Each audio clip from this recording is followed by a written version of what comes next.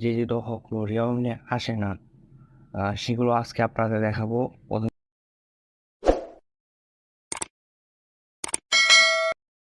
আমি আজকে আপনাদের দেখাবো যে হকলরিয়াম নিয়ে আসে না, সেগুলো আজকে আপনাদের দেখাবো।